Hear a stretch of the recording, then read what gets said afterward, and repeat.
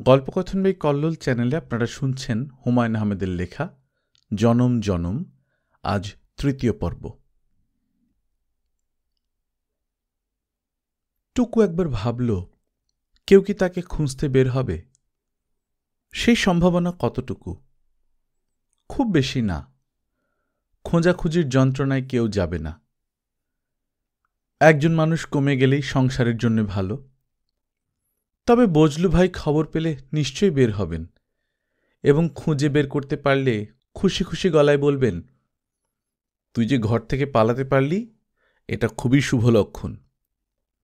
সব গ্রেটম্যানরাই কোনো না কোনো সময় বাড়ি থেকে পালিয়েছেন। একমাত্র ব্যতিক্রম রবি ঠাকুর। বাড়ি থেকে পালাননি বলেই তার লেখায় পুতু পুতু ভাবটা বেশি। বাড়ি থেকে পালালে অভিজ্ঞতা হয়, নানান ধরনের মানুষের সঙ্গে মেশে যায়। গুডম্যান, ব্যাডম্যান, সব ধরনের মানুষ। পরবর্তী সময়ে এসব অভিজ্ঞতা কাজে লাগে। তোর জন্য এটা তো খুবই দরকার, লেখালেখি লাইনে যখন আছিস। আমাদের দেশের লেখকেরা বড় হতে পারল না কেন?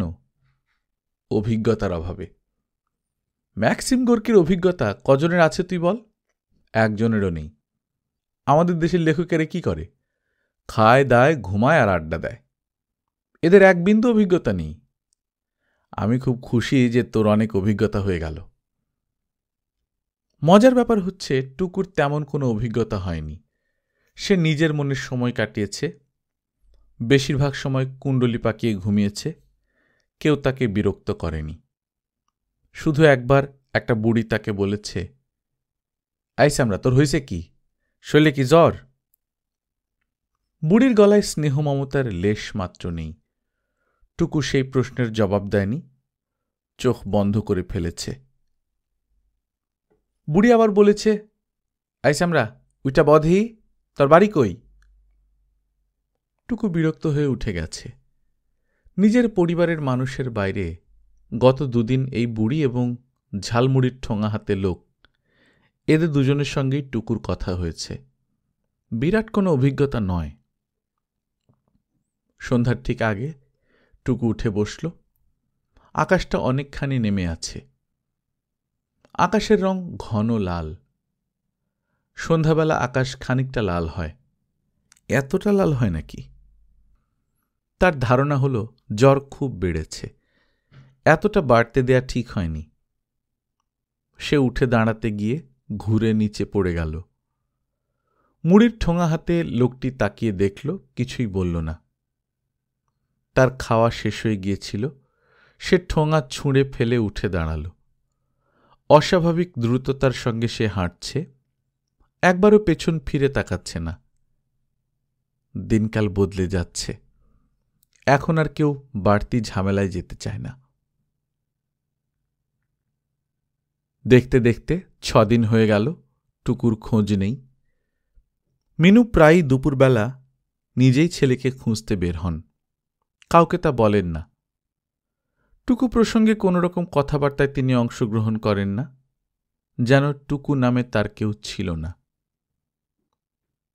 এই কদিন তিথির টুকুর প্রসঙ্গ তোলেনি, আজ তুলল। হিরুকে বলল, থানায় খবর দিচ্ছিস?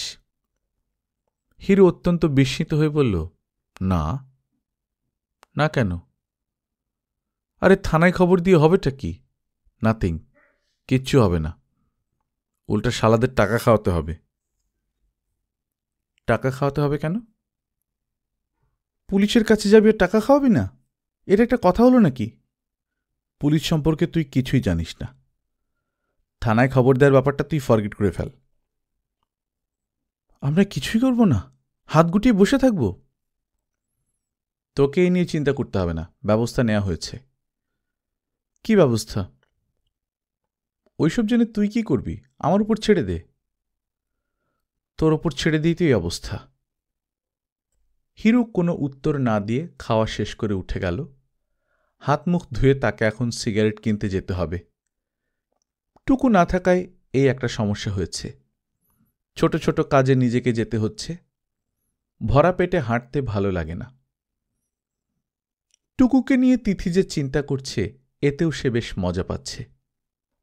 পীর সাহেবের কথা মতো 10 দিনের দিন টুকুর ফিরে আসার কথা। আসবে সেটা তো প্রায় নিশ্চিত, কাজেই ছোটাছুটি হইচইয়ের কোনো দরকার নেই। সিগারেট কিনতে কিনতে হিরুর মনে হল আজকে একবার যাবে পীর সাহেবের কাছে, এমনি গিয়ে একটু কদমবুসি করে আসা। দুপুরের খাওয়া দাওয়া শেষ হবার পরপরই মিনু বের হয়ে গেলেন।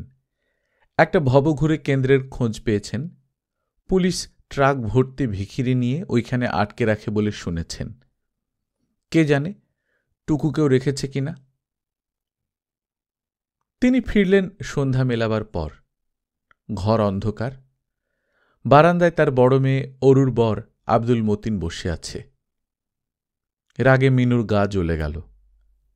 এই ছেলেকে দেখলেই তার এরকম হয়। আব্দুল মতিনের হাতে সিগারেট। শাশুড়িকে দেখে সিগারেট লুকাবার একটা ভঙ্গি করে উঠে এলো। সিগারেট হাতেই পা ছুঁয়ে সালাম করল। কেমন আছেন আম্মা? মিনু শুকনো গলায় বলল, তুমি কখন এলে? 4টার সময়। দেখি কেউ নাই, তখন থেকে একলা একলা বসে আছি। বাসার আর লোকজন কোথায়? জানি না কোথায়। আব্দুল মতিন বিস্মিত হয়ে বলল, ঘর খালি রেখে সব চলে গেছে। কি আশ্চর্য ব্যাপার! যে তালা দিয়েছেন এটা তো আম্মা বাতাস লাগলে খুলে যাবে। খুলে গেলে আর কি করা? ঘরে আছেই বা কি যে সিন্দুকের তালা লাগাতে হবে? ওরও আছে কেমন? আছে মোটামুটি। মোটামুটি কেন? আরেকটা সন্তান হবে তো, এই জন্যই শরীরটা একটু ডাক্তার বলেছে রক্তের অভাব, আয়রন ট্যাবলেট দিয়েছে, ওই খাচ্ছে দিনে 3টা করে। তুমি ঢাকায় এসেছ কি জন্যে? কোনো কাজে না এমনি?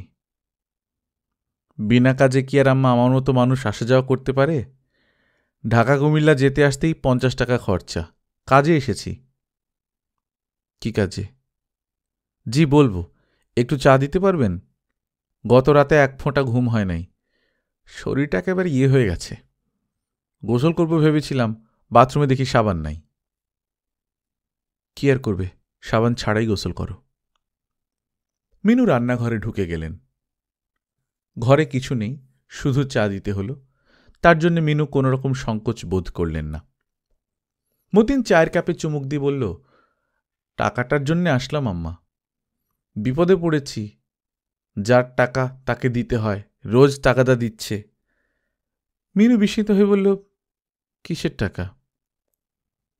ওই যে গত মাসে হিরু নিয়ে আসলো গিয়ে। হিরু টাকা নিয়ে এলো?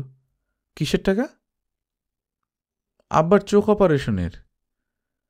আমার হাত তখন একেবারে খালি, তা ওরও এমন কান্নাকাটি শুরু করল। আমি আর কি করব, ধার করে জোগাড় করলাম। এমনিতে তো কেউ টাকা দেয় না, সুদ কবুল করে তারপর ধার। তা ভাবলাম কি আর করা, চোখ বলে কথা। কত টাকা? মতিন অবাক হয়ে বলল, কত টাকা আপনি জানেন না? মিনু বিরক্ত গলায় বললেন, জানলে তোমাকে জিজ্ঞেস করতাম? জানি না বলেই জিজ্ঞেস করছি। কত টাকা? 2000। কি সর্বনাশ! কি বলছো তুমি? আপনি কিছুই জানেন না? এ তো দেখি আরেক মুসিবত হয়ে গেল। হিরো মনে হচ্ছে ফাটকি মেরে টাকা নিয়ে এসেছে। এখন কি করি আমি? হিরো আসুক, হিরোকে বলো। যাকে টাকা দিয়েছ তার ঘাট ধরে টাকা আদায় করো, আমার কাছে কি? আপনার কাছে কি মানে? এইসব আপনি কি বলছেন আম্মা? সত্যি কথাই বলছি। হিরোর সঙ্গে আমাদের কোনো সম্পর্ক নেই। এ তো বিরাট সমস্যায় পড়লাম। হিরুকে কি আমি টাকা দিয়েছি নাকি? টাকা দিলাম আপনাদের। রাত 10টার ট্রেনে ফিরব। এর মধ্যে যা হোক একটা ব্যবস্থা করেন। পুরোটা না হলেও অন্তত 1000 খানিক, নয়তো বিরাট বেইজ্জত হব। বললেই তো হবে না। টাকা পাবো কোথায়? টাকা গাছ তো বাবা পোঁতা নাই। সংসারের হাল অবস্থা তো জানো। জেনে শুনে এরকম অবুঝের মতো কথা বললে হবে? আমি কি অবুঝের মতো কথা বললাম? পুরো বেইজ্জত হব লোকের সামনে। না হয় শ্বশুরবাড়ির জন্য খানিকটা বেইজ্জত হলেই। আমা, আপনি আমার ব্যাপারটাই বুঝতে পারছেন না। মিনু ক্লান্ত গলায় বললেন, এই টাকার আশা তুমি ছেড়ে দাও বাবা। আব্দুল মতিন চোখ কপালে তুলে ফেলল। ছেড়ে দেব? কি বলছেন? যা সত্যি তাই বললাম। আব্দুল মতিন খানিকক্ষণ গম্ভীর হয়ে বসে থেকে উঠে চলে গেল। কোথায় যাচ্ছে মিনু কিছু জিজ্ঞেস করলেন না। যাক, যেখানে ইচ্ছা। পুরোপুরি চলে গেলেই ভালো। তবে পুরোপুরি চলে যায়নি, হ্যান্ডব্যাগ ফেলে গেছে। হ্যান্ডব্যাগের জন্যে আসবে, সম্ভবত হিরুর খোঁজে গিয়েছে। তিথি সন্ধ্যার একটু পরই বাড়ি ফিরে দেখে হুলস্থুল কাণ্ড। দুলাভাই এবং মা দুজনেই গলা ফাটিয়ে চিৎকার করছে। কি নিয়ে কথা হচ্ছে বোঝার কোনো উপায় নেই। তিথি বলল, এসব কি হচ্ছে দুলাভাই? মতিন চোখ লাল করে বলল, কি হচ্ছে তুমি জানো না? জি না। বাজে কথা বলবে না। কি হচ্ছে তোমরা সবাই জানো। এখন ভালো মানুষ সেজেছ। ভাইকে পাঠিয়ে টাকা আনবার সময় মনে ছিল না? এখন অস্বীকার যাচ্ছ? কিছুই অস্বীকার যাচ্ছি না। আগে আপনি আমাকে ব্যাপারটা গুছিয়ে বলুন। এরকম রাগ করছেন কেন? মতিন পুরোপুরি গুছিয়ে বলতে পারল না, কথা এলোমেলো হয়ে যাচ্ছিল। তবু মূল ব্যাপারটা বোঝা যাচ্ছে। তিথি ক্লান্ত গলায় বলল, আপনার টাকা দিয়ে দেব। একসঙ্গে সবটা না পারলেও ভাগে ভাগে দেব। প্লিজ চিৎকার করবেন না। আপনার খাওয়া দাওয়া হয়েছে? মতিন কি একটা বলতে গেল, বলতে পারল না। রাগে তার মুখে কথা আটকে যাচ্ছে। সে হ্যান্ডব্যাগ হাতে নিয়ে নিয়েছে। তিথি বলল, কোথায় যাচ্ছেন দুলাভাই? মিনু বলল, যেখানে ইচ্ছা যাক, তুই কথা বলিস না। ফাজিলের ফাজিল। মতিন বাড়ি থেকে বের হবার আগে তীব্র গলায় বলল, এর ফল ভালো হবে না। এর ফল কিন্তু ভালো হবে না। তখন কিন্তু আমায় দুষবেন না। তিথি বলল, কাজটা কি ভালো করলে মা? দুলাভাই গিয়ে আপার উপর শোধ তুলবে। তুললে তুলুক, মুখে অ্যাসিড মারুক, গলায় দড়ি দিয়ে ঝুলিয়ে দিক, যা ইচ্ছে করুক। হয়েছে কি তোমার? কিছুই হয়নি। বাবা কোথায় মা? জানি না কোথায়, যাক যেখানে ইচ্ছা। তিথি এক দৃষ্টিতে মাকে দেখছে, বোঝার চেষ্টা করছে। যতই দিন যাচ্ছে মা বদলে যাচ্ছে। পরিবর্তন অতি দ্রুত হচ্ছে বলে খুব চোখে লাগছে। তিথি লক্ষ্য করল, মা শান্ত ভঙ্গিতে নিজের জন্যে চা বানিয়ে জলচৌকিতে বসে খাচ্ছে। তার চেহারায় কোনো রকম বিকার নেই। জালালউদ্দিন হিরুর সঙ্গে তার পীর সাহেবের সঙ্গে দেখা করতে এসেছেন। পীর ফকিরের প্রতি তার কোনো রকম বিশ্বাস নেই, তবু এসেছেন, কারণ ঘর থেকে বের হতে ইচ্ছে করছে। তার মনে ক্ষীণ আশা ছিল, যেহেতু চোখে দেখতে পান না, হিরু হয়তো একটা রিক্সা ভাড়া করবে। অন্ধ বাপকে তো আর হাঁটিয়ে নেবে না। হিরু রিক্সার ধার দিয়েও গেল না, ঠেলে ঠুলে এক বাসে তুলে ফেলল। সেই বাসে গাদাগাদি ভিড়, এর মধ্যেও বসার জায়গা করে ফেলল। জানলার পাশে বসেছে এমন একজন মানুষকে খুঁজে বের করল, যাকে দেখে মনে হয় এর হৃদয়ে দয়ামায়া আছে, অনুরোধ করলে ফেলবে না। হিরু তার কাছে গিয়ে বিনয় প্রায় গলে গিয়ে বলল, ব্লাইন্ড পার্সন নিয়ে এসেছি ভাই, জায়গা দিন। ব্লাইন্ড এবং সিক দুটাই একসঙ্গে, যায় যায় অবস্থা বলতে পারেন। সঙ্গে সঙ্গে জায়গা হলো। হিরু বলল, থ্যাঙ্কস ভাই, মেনি থ্যাঙ্কস। হিরুর কাছে মনে হলো আজকের দিনটা খারাপ না, শুভ। পীর সাহেবের সঙ্গে দেখা হবে। সব দিন দেখা হয় না, লোকজনের ভিড় থাকে। কোনো কোনো দিন পীর সাহেব চিল্লায় বসেন। চিল্লা ব্যাপারটা কি সে জানে না, তবে তার ধারণা ব্যাপারটা খুবই জটিল কিছু। কারণ পীর সাহেব যেদিন চিল্লায় বসেন, সেদিন তার খাদেমেরা ইশারায় কথা বলেন। কোনো রকম শব্দ করা তখন নিষিদ্ধ। যা ভাবা গিয়েছিল তাই। যাওয়া মাত্র পীর সাহেবের সঙ্গে দেখা হল। যে কোনো কারণেই হোক, আজ লোকজন একেবারেই নেই। পীর সাহেব বারান্দায় বিমর্ষ মুখে একা একা বসে আছেন। অনেকটা দূরে দুজন বোরকা পরা মেয়ে, মেয়ে দুটি কাঁদছে। পীর সাহেব বললেন, খবর কি রে তোর? হিরু বলল, আপনার দোয়া স্যার, আমি আমার ফাদারকে নিয়ে এসেছি, আপনার খুব ভক্ত। পীর সাহেব নিষ্পৃহ গলায় বললেন, ভালো করেছিস, খুব ভালো করেছিস। ছোট ভাইয়ের ব্যাপারটাও স্যার একটু মনে করিয়ে দিতে আসলাম। খুবই চিন্তাযুক্ত আছি, বাড়িতে খাওয়া দাওয়া বন্ধ। পীর সাহেব বড় করে হাই তুললেন। হিরু বাবার কানে কানে বলল, হাঁ করে দাঁড়িয়ে আছো কেন? পা ছুঁয়ে সালাম করো। জালালউদ্দিন বিরক্ত গলায় বললেন, পা তো দেখতেই পাচ্ছি না, সালাম করব কি? হিরু পীর সাহেবের দিকে তাকিয়ে হাত কচলাতে কচলাতে বলল, বাবার চোখে একটা সমস্যা আছে স্যার, বলতে গেলে ব্লাইন্ড, একটু দয়া করে যদি দেখেন। পীর সাহেব হিরুর দিকে না তাকিয়েই বললেন, চোখ ঠিক হয়ে যাবে। হিরু তার বাবার কানে মুখ নিয়ে ফিসফিস করে বলল, এক কথায় ঝামেলা মিটিয়ে দিলাম, এখন বাড়িতে গিয়ে নাকে তেল দিয়ে ঘুমাও। জালালউদ্দিন বিশেষ ভরসা পেলেন বলে মনে হল না, ফিসফিস করে বললেন, কাঁদছে কে রে? হিরু বলল, মেয়ে ছেলে কাঁদছে। ওরা কাঁদবেই, মেয়ে ছেলে মানেই কান্দন পার্টি। যাদের সঙ্গে তিথির সময় কাটাতে হয় তাদের কারোর চেহারাই তার মনে থাকে না, যেন স্বপ্ন দৃশ্য। ঘুম ভাঙলে স্বপ্ন দৃশ্যের কাঠামো মনে থাকে, কিন্তু যাদের নিয়ে দৃশ্য তাদের চেহারা মনে থাকে না।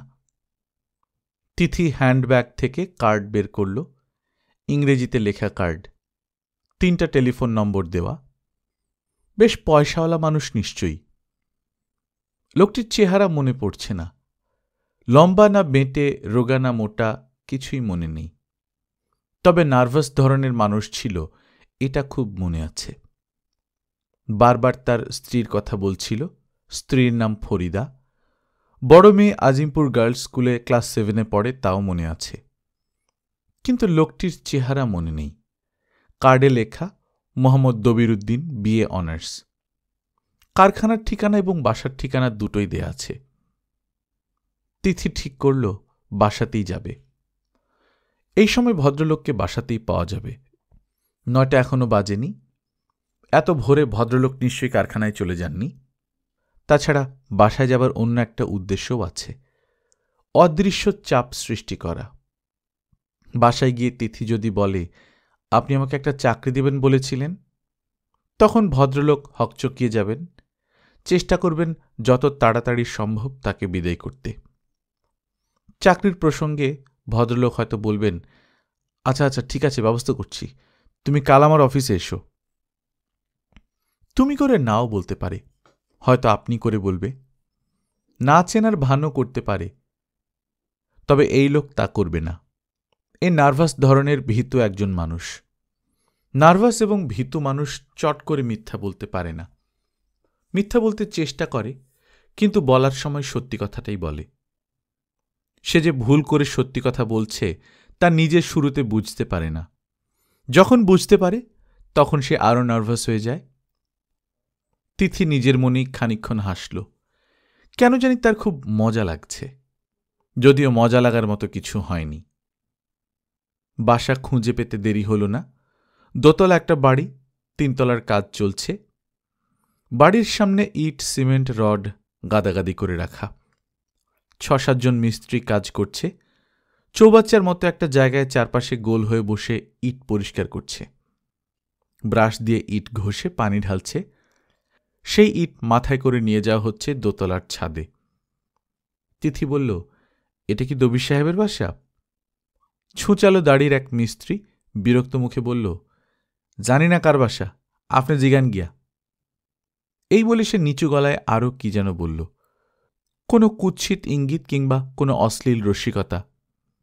কারণ সঙ্গী সবাই শব্দ করে হেসে উঠল। দুজনে আড় চোখে তাকালো তিথির দিকে। মেয়ে হয়ে জন্মানোর অনেক সমস্যা।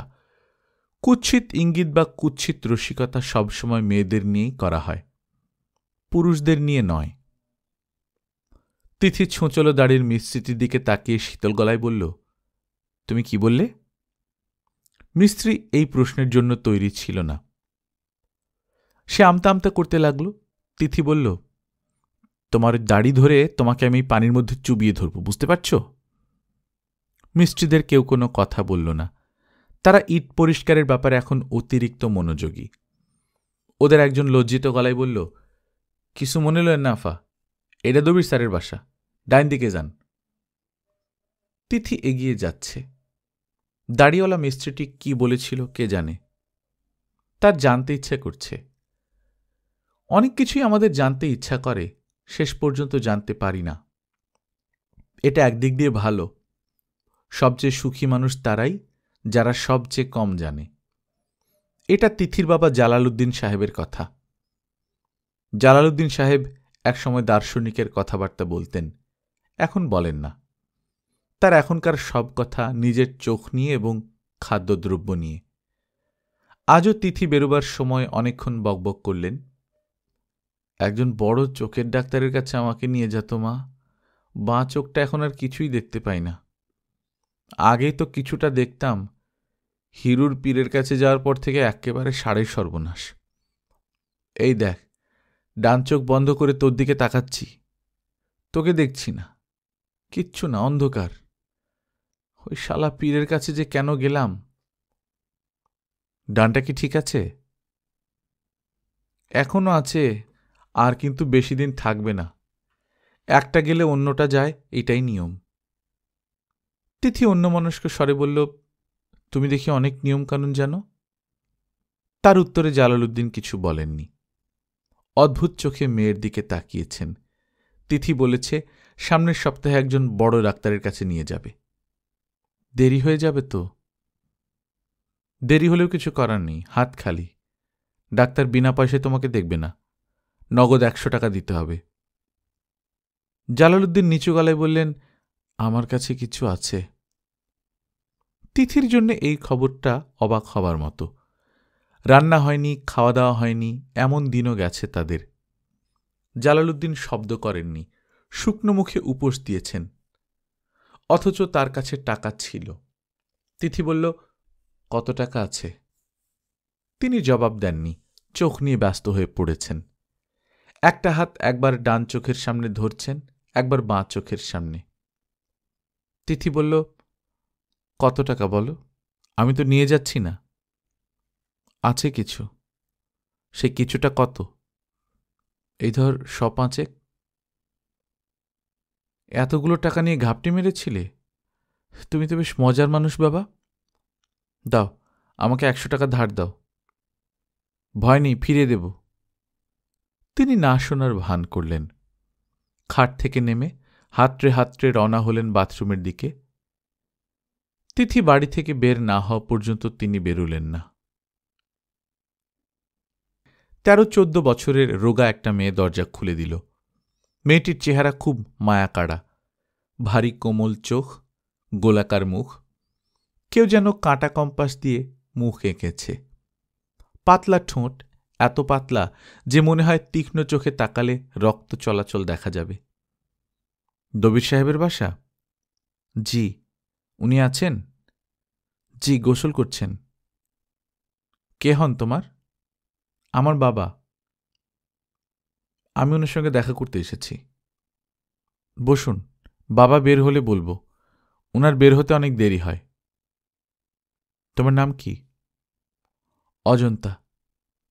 বাহ, খুব সুন্দর নাম তো। আমার ভালো নামটা খুব খারাপ। ভালো নাম কি? অজন্তা কিছু বলল না। আগ্রহ নিয়ে সে তিথিকে দেখছে। মনে মনে বলছে, এই মেয়েটির গলার স্বর এত মিষ্টি কেন? শুধু শুনতে ইচ্ছে করে। তার একটু মন খারাপও হল। অজন্তার ধারণা তার গলার স্বরটা খুব বাজে, কর্কশ, কানে লাগে। এই জন্যে বাইরের মানুষের সামনে সে কথাবার্তা একেবারেই বলে না। তবু এই মহিলাটির সঙ্গে সে অনেক কথা বলে ফেলেছে। এখন মন খারাপ লাগছে। তার ধারণা এই মহিলা মনে মনে বলছেন, অজন্তা মেয়েটা এত সুন্দর, কিন্তু তার গলার স্বর এরকম কাকের মতো কেন? তিথি বলল, তোমার আজ স্কুল নেই অজন্তা? না। কিসের ছুটি? এসএসসি পরীক্ষার ছুটি।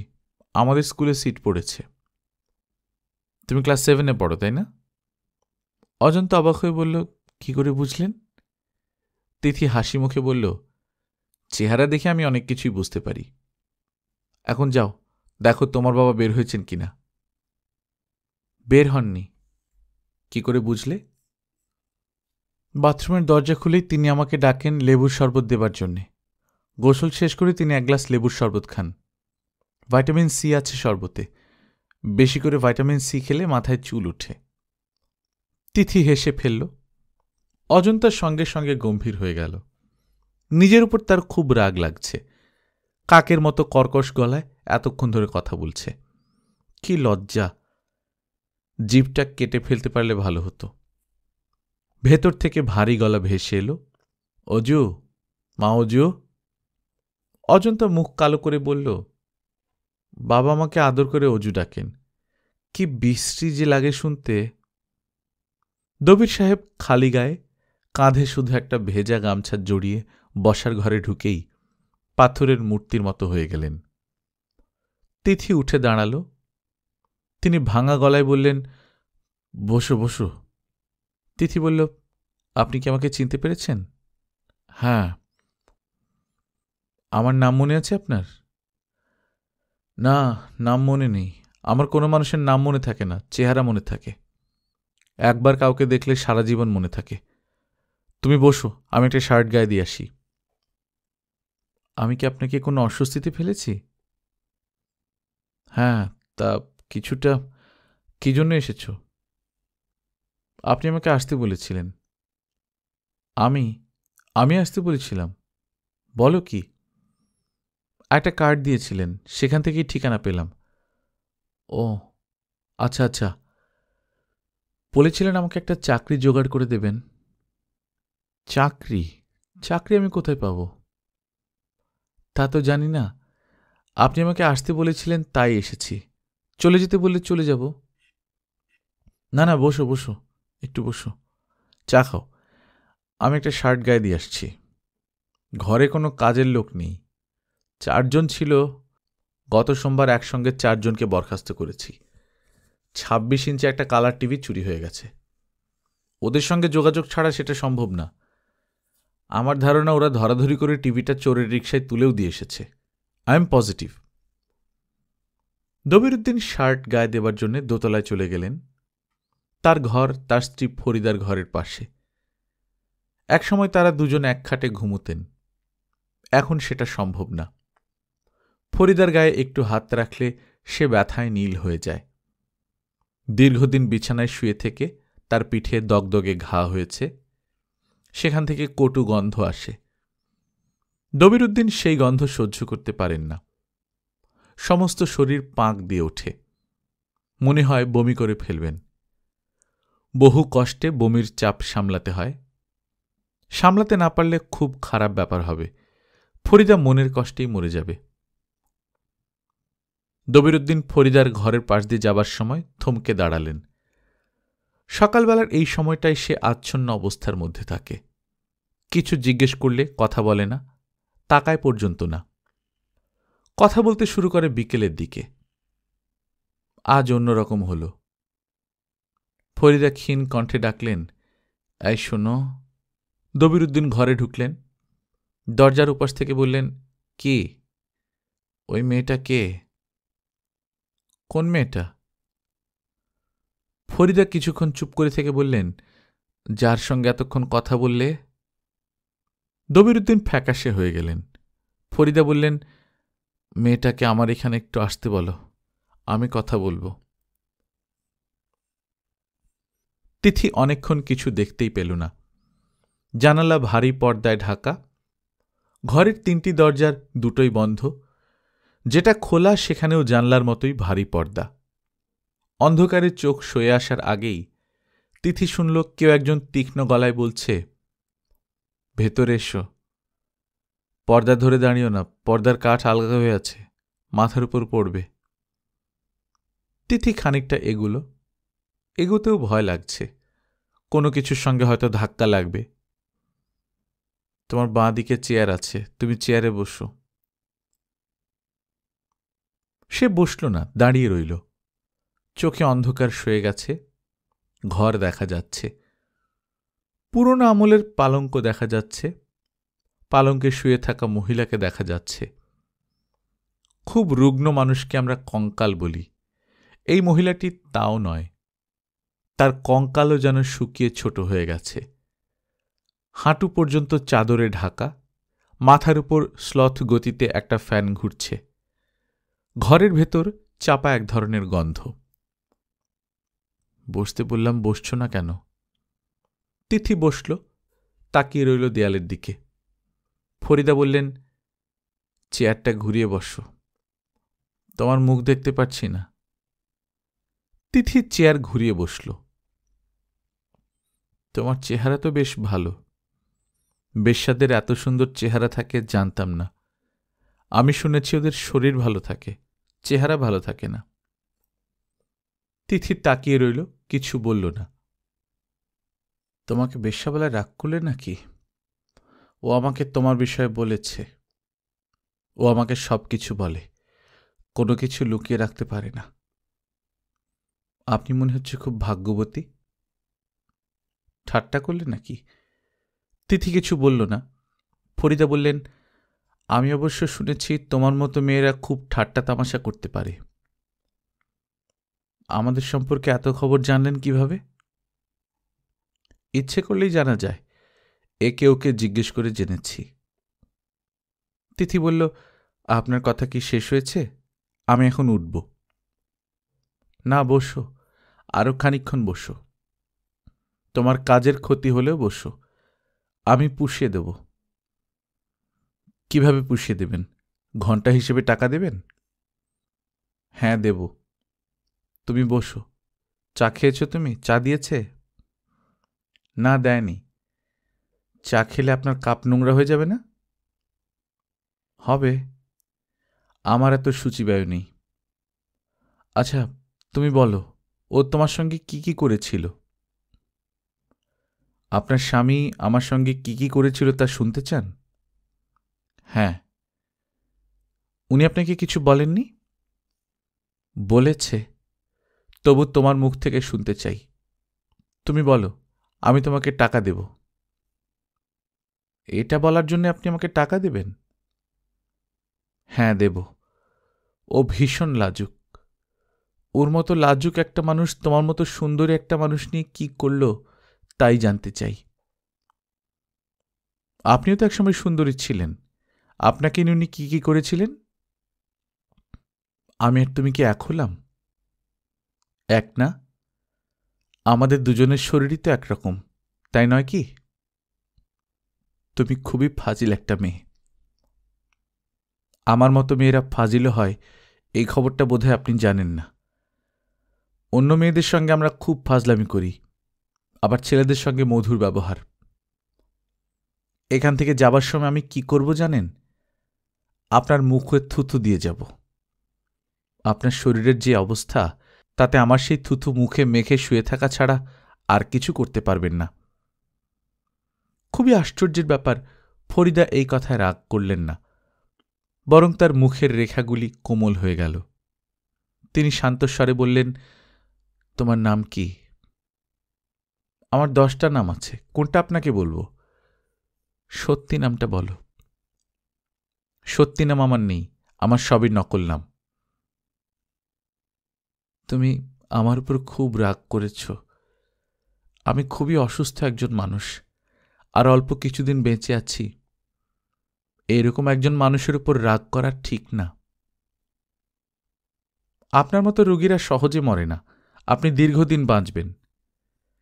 এই বাড়ির প্রতিটা মানুষের হাড় ভাজা ভাজা করবেন। এই বাড়ির প্রতিটা মানুষ একদিন মনে মনে আপনার মৃত্যু কামনা করবে, তবু আপনি মরবেন না।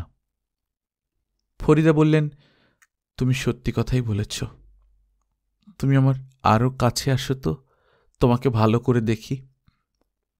জানালার একটা পর্দাও সরিয়ে দাও, ঘর বেশি অন্ধকার হয়েছে।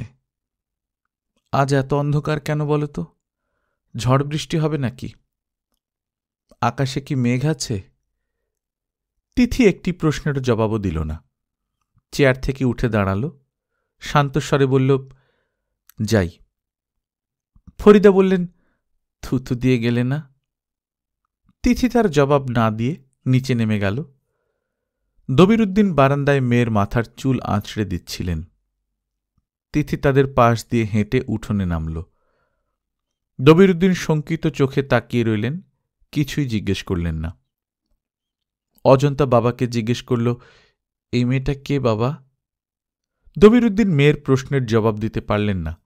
কিছু একটা বলতে গেলেন, গলা দিয়ে শব্দ বের হল না, গলার মধ্যে আটকে গেল।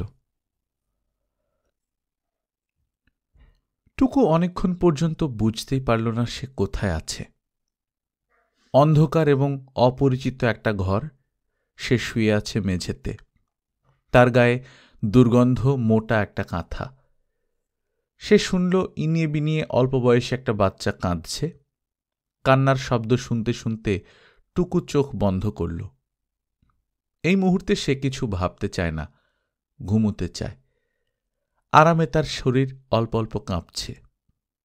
ঘুম এত আরামের সে আগে কখনো ভাবেনি। এখানে সে কিভাবে এলো? নিজে নিজে নিশ্চয়ই আসেনি, কেউ এসে দিয়ে গেছে। কতদিন আগে দিয়ে গেছে? 1 দিন, 2 দিন না 7 দিন? বাড়ি থেকে যেদিন সে বের হল সেদিন কি বার ছিল? সোমবার না মঙ্গলবার? কোন কাল, শীত না গ্রীষ্ম? কিছুই মনে পড়ছে না। গায়ের ওপর রাখা মোটা কাঁথা থেকে দুর্গন্ধ আসছে। ঘুমের মধ্যেও সেই দুর্গন্ধ পাওয়া যাচ্ছে, আরও যেন বেশি পাওয়া যাচ্ছে। পেটের ভেতর পাক দিয়ে উঠছে, বমি বমি লাগছে। টুকু দ্বিতীয়বার চোখ মেলল। সঙ্গে সঙ্গে মোটা একটা গলা শোনা গেল, নাম কি তোর? এই, নাম কি রে? টুকু জবাব দিল না। জবাব দেবার আগে লোকটাকে ভালো করে একবার দেখতে ইচ্ছা করছে, কিন্তু লোকটা বসেছে এমনভাবে যে তাকে দেখতে হলে মাথা ঘুরিয়ে দেখতে হয়। মাথা ঘোরাতে ইচ্ছা করছে না। এই পোলাই, কিছু খাবি? কথা কস না কেন, বোবা নাহি? ওই! টুকু কথা না বলাই ভালো বিবেচনা করল। কথা বলতে শুরু করলেই এরা অসংখ্য প্রশ্ন করবে। বাড়ি কোথায়? বাবার নাম কি? থাকো কোথায়? পড়াশোনা করো? কি হয়েছে? এর চেয়ে এই যে চুপচাপ পড়ে আছে, এটাই কি ভালো নয়? টুকু আগ্রহ করে আশেপাশের জীবনযাত্রা দেখছে। যে লোকটি তার সঙ্গে কথা বলছে তার চেহারা সে এখনো দেখেনি। তার কথা শুনে মনে হচ্ছে বুড়ো কেউ হবে। কথার সঙ্গে সঙ্গে সে খুব কাশছে। এ পোলা, ভুক লাগছে? খাবি কিছু? অমতির মা, এই পোলারে খাওয়ান দাও। মতির মা ঘরে ঢুকল, হাতে অ্যালুমিনিয়ামের বাটি এবং চামচ। বাটিতে তরল সবুজ রঙের কি একটা জিনিস। মতির মার পরনে গাঢ় সবুজ রঙের একটা শাড়ি, বয়সও খুব কম। একে দেখে মনে হয় না মতি বলে তার কোনো ছেলে আছে। মতির মা, এই পুলার জবান বন্ধ, মুখে তুলে যেটা খাওয়ায় দাও। মতির মা চামচে করে সবুজ রঙের ওই জিনিস টুকুর মুখের কাছে ধরল। মতির মার মুখ ভাবলেশহীন। এই ছেলে কিছু খাক না খাক তাতে তার কিছু আসে যায় না। টুকু আগ্রহ করে খেল। জিনিসটা খেতে ভালো, টক টক এবং প্রচণ্ড ঝাল। মতির মা যতবার চামচটা মুখের কাছে ধরছে ততবারই তার হাতের চুড়ি টুনটুন করে বাজছে। মেয়েটির হাত ভর্তি গাঢ় লাল রঙের চুড়ি। সবুজ শাড়ি পরা একটি মেয়ের যদি হাত ভর্তি লাল চুড়ি থাকে তাহলে দেখতে অন্যরকম লাগে। বুড়ো কাশতে কাশতে ডাকল, অমতির মা। কি? এই পোলার তো জবান বন্ধ দেহি, তারে ঘরে না তো দিয়ে আরেক বিপদে পড়লাম। ফালাইয়া দিয়া হো। পোলার গায়ে জ্বর আছে কিনা দেহ দেহি। মতির মা টুকুর গায়ে হাত না দিয়েই বলল, জ্বর নাই। আর একটা দিন দেহি, তারপর যেখান থেকে আনছি এইখানে ফালাইয়া থুয়ে আসমু। যা ইচ্ছা করো। টুকু আগ্রহ করে চারদিক লক্ষ্য করছে। এটা নিশ্চয়ই বস্তির কোনো একটা ঘর। চৌকি টৌকির কোনো ব্যবহার নেই। ঘরের এ মাথা ও মাথা পর্যন্ত চাটাই বিছানো। যখন যার ইচ্ছা হচ্ছে এসে খানিকক্ষণ ঘুমিয়ে যাচ্ছে। রান্না এবং খাওয়ার ব্যবস্থা বারান্দায়। বিরাট একটা হাঁড়িতে কি যেন রান্না হচ্ছে। বাড়ির লোকজন নিজেদের ইচ্ছামতো খেয়ে চলে যাচ্ছে। এই পরিবারের লোক কজন টুকু ধরতে চেষ্টা করল, পারল না। মনে হলো অনেকগুলি মানুষ। এতগুলি মানুষের মেঝেতে ঘুমাবার জায়গা হয় কি করে কে জানে। এর মধ্যে একটি মেয়ের মনে হয় নতুন বিয়ে হয়েছে। সবাই তাকে নয়া বউ বলছে। মেয়েটি বেশ সেজে গুজে আছে। বিকালের দিকে টুকু উঠে বসল। ঘোর বর্ষা, আকাশ ভেঙে বৃষ্টি নেমেছে। এই ঘরে এক ফোঁটা বৃষ্টির পানি পড়ছে না। এই আনন্দেই বাড়ির মানুষগুলি উল্লসিত। আধবুড়ো একটা লোক বারবার বলছে, পলিথিনের কাগজ দিয়ে কেমন মেরামত করলাম দেখছো? 25 টাকা খরচ হয়েছে, কিন্তু আরাম হয়েছে কত টাকার? 25,000 টাকার আরাম। নয়া বউ এই কথায় খিলখিল করে হাসল। বুড়ো টুকুর দিকে তাকিয়ে বলল, শরীরটা এখন কেমন লাগে? টুকু কিছু বলল না, ভাবলে শিন মুখে তাকিয়ে রইল। পেশাব পায়খানা করবি নাকি? আয় পোলা। টুকু তাকিয়ে রইল, চোখের পলক ফেলল না। বুড়োর দুঃখিত গলায় বলল, আহা, জবানটা বন্ধ, শুয়ে থাক। টুকুর সঙ্গে সঙ্গে শুয়ে পড়ল। কে তাকে এখানে এনেছে তা জানতে ইচ্ছা করছে, কিন্তু কাউকে জিজ্ঞেস করতে ইচ্ছা করছে না। কেউ তাকে কিছু বলছেও না। জবান বন্ধ অবস্থায় থাকার খুব মজা আছে। নয়া বউয়ের স্বামী শ্যামলী সিনেমা হলের গেটম্যান। সে বাড়ি ফিরল রাত 12টায়। টুকুকে দেখে বলল, হারামজাদা এখনো আছে? বুড়ো বলল, গায়েল মন্দ করিস না, এই পোলার জবান বন্ধ, গঙ্গা পোলা। লোকটি বাড়ি ঢুকেই শাড়ি টানিয়ে ঘরের কোনায় পর্দা ঘেরা একটা জায়গা তৈরি করে ফেলল। এই ঘরের ছোট কটা বাচ্চা ছাড়া প্রায় সবাই জেগে আছে। সে এইসব অগ্রাহ্য করে পর্দা ঘেরা জায়গায় চলে গেল। পর্দার ভেতর একটা কুপিবাতি জ্বলছে। এদের দুজনের কালো ছবি পর্দায় পড়ছে। এরা কি করছে না করছে সব পরিষ্কার বোঝা যাচ্ছে। বাড়ির অন্যান্যদের সঙ্গে টুকুও খুব আগ্রহ নিয়ে পর্দার দিকে তাকিয়ে আছে। সমস্ত ব্যাপারটা তার এত অদ্ভুত লাগছে।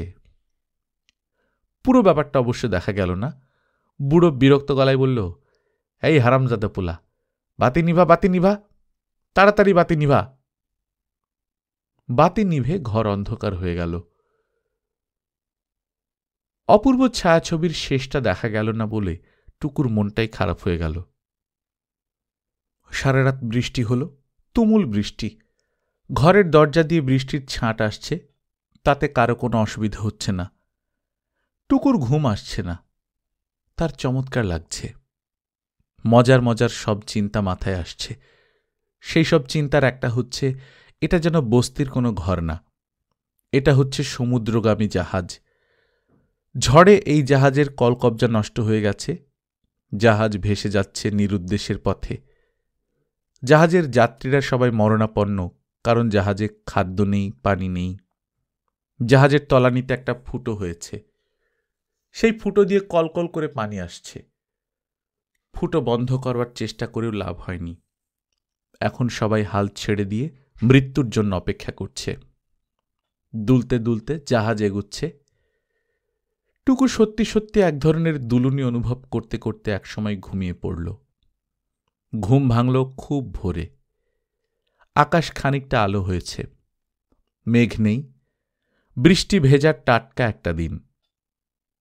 টুকু সাবধানে ঘুমন্ত মানুষদের ডিঙিয়ে ঘর থেকে বেরুল, হাঁটা শুরু করল।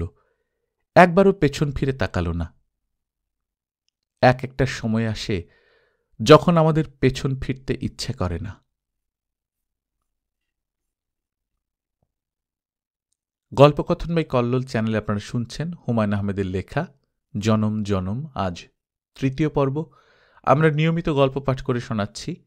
আপনারা যারা প্রথমবার মতো শুনছেন, কাইন্ডলি সাবস্ক্রাইব করে নেবেন। গল্প পাঠ ভালো লাগলে বন্ধুদের সঙ্গে শেয়ার করবেন। নিজে ভালো থাকবেন, আশপাশের লোকজনকে ভালো রাখবেন। টাটা।